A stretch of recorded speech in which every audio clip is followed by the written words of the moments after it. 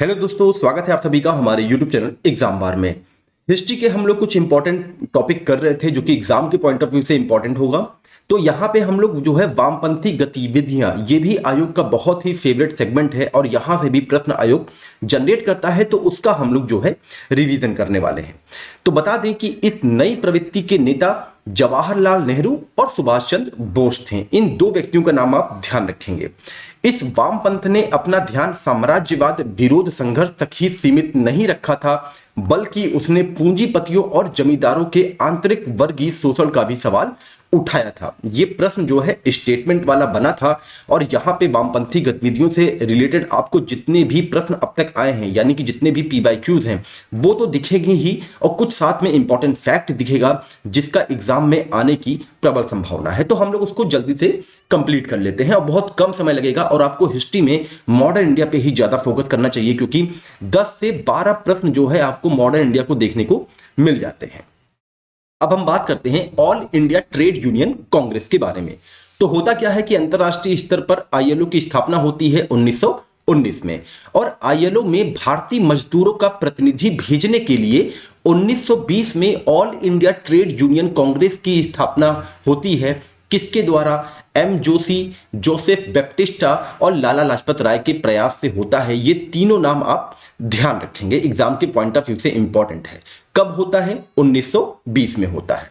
अब बात आती है कि all India trade union Congress की पहली अधिवेशन कब हुआ था? तो 1920 में हुआ था। अध्यक्ष कौन थे? लाला लाजपत राय थे, कई बार एग्जाम में आया है। प्रथम सचिव कौन थे? दीवान चमन लाल जो है ये प्रथम सचिव थे, और प्रथम उपाध्यक्ष जो है वो जोसेफ बैप्टिस्टा थे। ये भी आप ध्यान रखे रहिएगा। फिर एक प्रश्न आता है कि एटक की ओर से आईएलओ सम्मेलन में कौन गया था?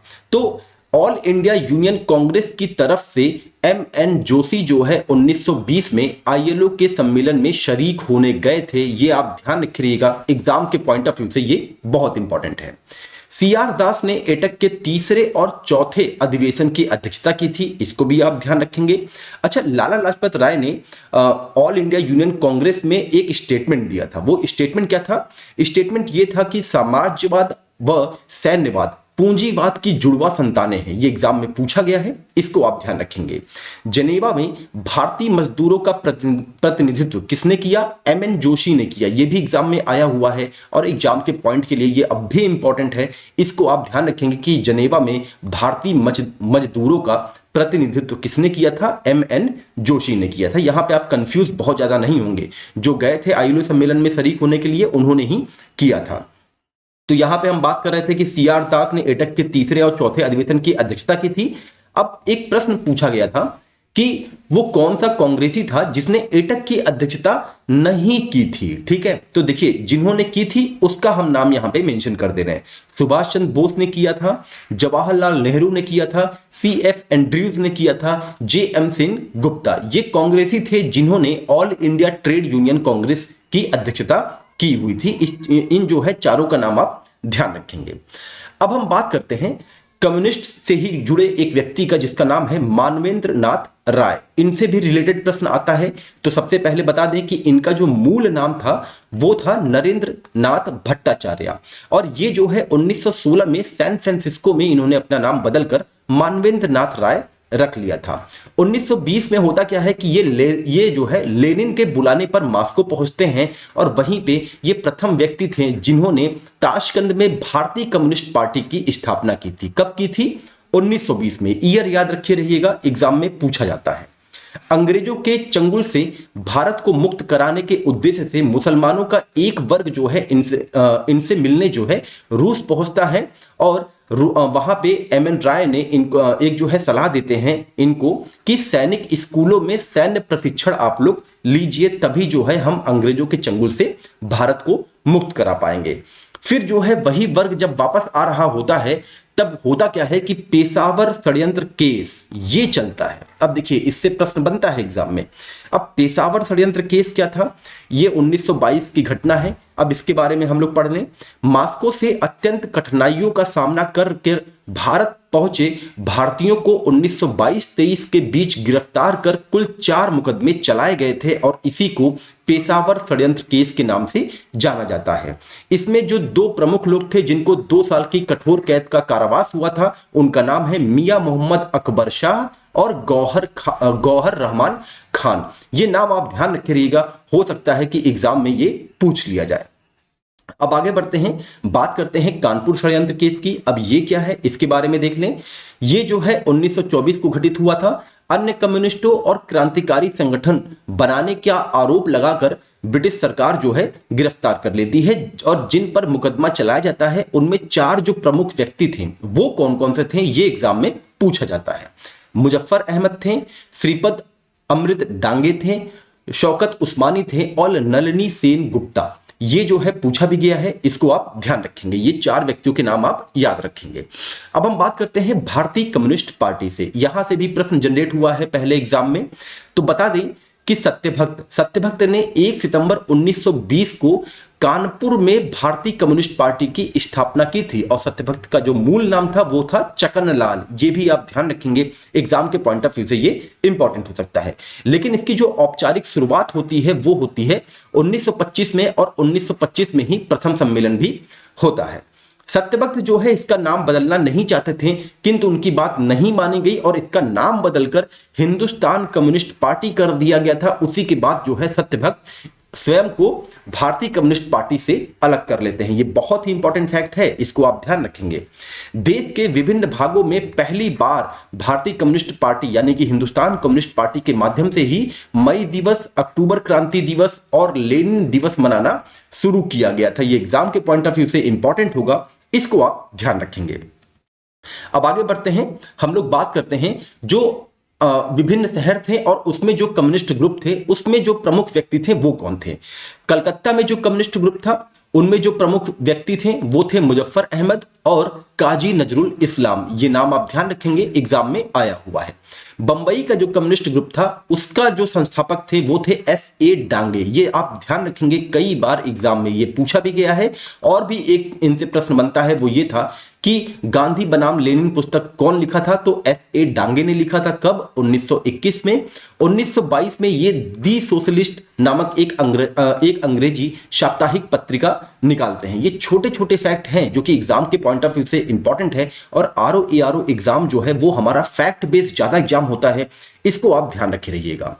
अब बात करते हैं हम मद्रास की बात करें, वहां पे जो कम्युनिस्ट ग्रुप था उसके जो संस्थापक थे उनका नाम था मयालापुरम सिंगार वेल्ली चट्टियार से भी प्रश्न एग्जाम में आया हुआ है। कैसे प्रश्न आया हुआ है कि वो कौन सा व्यक्ति था जिसने कांग्रेस के गया अधिवेशन को कम्युनिस्ट कार्यक्रम घोषित किया, तो उसका आंसर था वेल्ली चट्टियार। ये आप ध्यान रखेंगे। गया अधिवेशन में गांधी जी की आलोचना किसने की थी? मयालापुरम सिंगार वेली चट्टियार ने की थी। इसको आप ध्यान रखेंगे, ये एग्जाम के लिए बहुत इंपॉर्टेंट है। 1923 में मद्रास में लेबर किसान पार्टी की स्थापना भी वेली चट्टियार करते हैं। तो ये 3 इंपॉर्टेंट फैक्ट हैं, इसको आप ध्यान रखेंगे। ये मैंने बहुत ही मतलब कि छोटे मतलब कि उसमें आप देखेंगे कि कम शब्दों में ये सारे के सारे नोट्स बनाने का प्रयास किया है। अब हम बात करते हैं लाहौर की। लाहौर में जो कम्युनिस्ट ग्रुप था उसके जो संस्थापक थे उनका नाम था गुलाम हुसैन। इनका मूल नाम जो था वो खुशी मोहम्मद था और ये जो है उर्दू समाचार पत्र निकालते हैं जिसका नाम रहता है इंकलाब नाम रहता है। 1926 में निकालते हैं और नहीं तब उर्दू समाचार पत्र निकालते हैं इंकलाब, लेकिन 1926 में ये कीर्ति निकालते हैं जो कि एक मासिक पत्रिका होती है पंजाबी भाषा में। किसमें? पंजाबी भाषा में कीर्ति कौन निकालता है?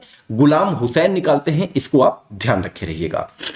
अब बता दें कि 1930 के दशक में भारत में कम्युनिस्ट के बढ़ते प्रभाव को रोकने के लिए 1928-29 में ब्रिटिश शासकों ने 4 कदम उठाए थे। अब ये 4 कदम कौन कौन से थे? एक तो था जन सुरक्षा कानून 1928-29 में, दूसरा था व्हिटले कमीशन आता है 1928 में, व्यापार विवाद अधिनियम ट्रेड डिस्प्यूट बिल ये जो है 1929 में आता है, और मेरठ षड्यंत्र केस 1929-33। ये जो है आप याद रखेंगे कि 4 कदम उठाए जाते हैं। अब इन कदम के बारे में हम लोग डिटेल में बात कर लेते हैं क्योंकि प्रश्न जो है अगर स्टेटमेंट वाला बनना होगा तो वो वहीं से बनेगा। और मैं पहले ही भी कह रहा हूं कि अगर हिस्ट्री में आपको समय देना है तो आप मॉडर्न इंडिया को ज्यादा समय देंगे क्योंकि ज्यादा प्रश्न जो है वहीं से बनने वाले हैं। इसीलिए मैं वहां के ज्यादा टॉपिक लेके आ रहा हूं कि जहां से प्रश्न जनरेट हो सकते हैं। तो जन सुरक्षा कानून के बारे में बता दें कि जो ब्रिटिश जो 4 उपाय कर रहा था कम्युनिस्ट पार्टी को रोकने के लिए, तो उसमें जो सबसे पहले था वो था जन सुरक्षा कानून। विदेशी कम्युनिस्टों को भारत आने से रोकना था, इसका पहला उद्देश्य यही था। राष्ट्रवादी साम्यवादी का जमकर विरोध करना। विटले भाई पटेल ने बिल के विरुद्ध जो है वोट दिया था और बिल गिर गया था। जब ये बिल असेंबली में लाया गया था तो विट्ठल भाई पटेल ने जो है बिल के विरुद्ध जो है वोट दिया था और बिल गिर गया था। और पुनः जनवरी में जब 1929 में संशोधित बिल लाया गया तो फिर विट्ठल भाई पटेल ने जो है इसकी इजाजत नहीं दी थी और विट्ठल भाई पटेल ही असेंबली की अध्यक्षता कर रहे थे, ये आप ध्यान रखेंगे। अंततः होता क्या है कि अध्यादेश के रूप में इसको लागू कर दिया जाता है जन सुरक्षा कानून को। विटले कमीशन का मुख्य उद्देश्य क्या होता है? हड़ताल व मजदूर आंदोलन के असर को कम करना, ये जो है विटले कमीशन का मुख्य उद्देश्य होता है। ट्रेड डिस्प्यूटेड बिल, इससे प्रश्न एग्जाम में आया हुआ है पहले भी, तो इसको देख लेते हैं कि ये है क्या। इसके तहत डॉक, रेलवे, पानी, बिजली आदि सार्वजनिक उपयोगी सेवाओं में हड़ताल के पूर्व 1 माह का अग्रिम नोटिस देना अनिवार्य है। यानी कि अगर आपको हड़ताल करना है जो कि डाक, रेलवे, पानी और बिजली आदि से व्यक्ति संबंधित है, तो 1 माह के पहले आपको जो है अग्रिम नोटिस देना अनिवार्य है। और 8 अप्रैल 1929 को बिल पास हो जाता है और भगत सिंह और बटुकेश्वर दत्त ने ही 2 बम जो है केंद्रीय सभा में इसी के विरुद्ध जो है फेंके थे, इसको आप ध्यान रखेंगे। और तब जो है असेंबली की अध्यक्षता कौन कर रहा था? विट्ठल भाई पटेल कर रहे थे, इसको भी आप ध्यान रखेंगे, एग्जाम के पॉइंट ऑफ व्यू से ये इंपॉर्टेंट होगा। अब हम बात कर लेते हैं मेरठ षड्यंत्र केस के बारे में। ये क्या है? तो बता दें कि इसमें कुल 32 कम्युनिस्ट लोग शामिल थे। एम.एन. रॉय व हिचिंसन को छोड़कर सभी व्यक्ति जो है वो गिरफ्तार हो गए थे और गिरफ्तार व्यक्तियों में 3 ब्रिटिश थे, इनका भी आप नाम ध्यान रखेंगे, पहले भी ये एग्जाम में आया हुआ है। उनका नाम था फिलिप स्प्रेट, ब्रेडले, लेस्टर हेंचिसन। और लेस्टर हेंचिसन जो है ये पत्रकार थे, इसको आप ध्यान रखिएगा। और ये तीनों नाम जो है आपके एग्जाम के लिए इंपॉर्टेंट है। गांधी जी ने स्टेटमेंट दिया था मेरठ षड्यंत्र केस को लेकर कि कानून के वेश में अराजकता का राज है, तो ये भी आप ध्यान रखेंगे। किसने स्टेटमेंट दिया था? गांधी जी ने दिया था। और आरोप क्या लगाया गया था? आरोप लगा था कि सर्वहारा वर्गों, किसानों व मजदूरों के सशस्त्र विद्रोह द्वारा ब्रिटिश सत्ता को अविलंब उखाड़ फेंकने वाले ये लोग थे। तो ये तो रहा मेरठ षड्यंत्र केस के बारे में। अब हम बात करते हैं कांग्रेस समाजवादी पार्टी के बारे में। ये भी जो है कम्युनिस्ट से रिलेटेड है, वामपंथ से। 1934 में इसकी स्थापना होती है और संस्थापक जो सदस्य लोग होते हैं उसमें आचार्य नरेंद्र देव, जयप्रकाश नारायण और अशोक मेहता आदि शामिल होते हैं। पहला सम्मेलन जो होता है ये 21 अक्टूबर 1934 को बंबई में होता है, जिसकी अध्यक्षता आचार्य नरेंद्र देव करते हैं। ये आप ध्यान रखे रहिएगा, ये एग्जाम में पहले भी पूछा गया है।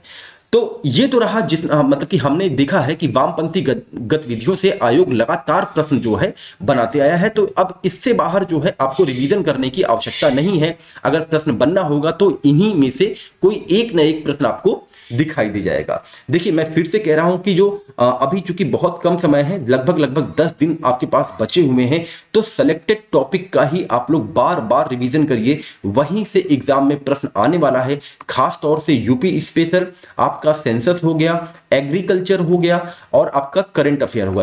करंट अफेयर तो बिल्कुल मत छोड़िएगा।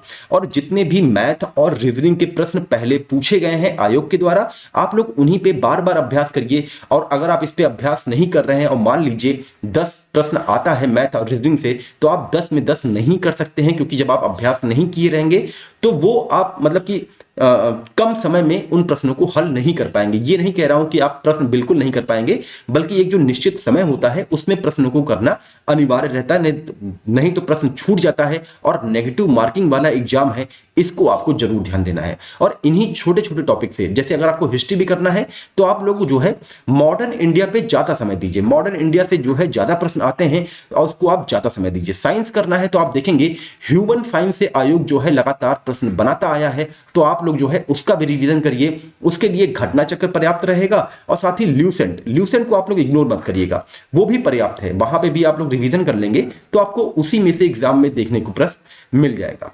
अगर ये एग्जाम के पॉइंट ऑफ व्यू से ये सेशन इंपॉर्टेंट लगा हो तो हमारे चैनल को लाइक सब्सक्राइब करना बिल्कुल मत भूलिएगा और साथ ही अपने दोस्तों के साथ शेयर जरूर करिएगा। चलिए मिलते हैं अपने अगले टॉपिक के साथ, तब तक अपना ध्यान रखें। नमस्कार, जय हिंद, जय भारत।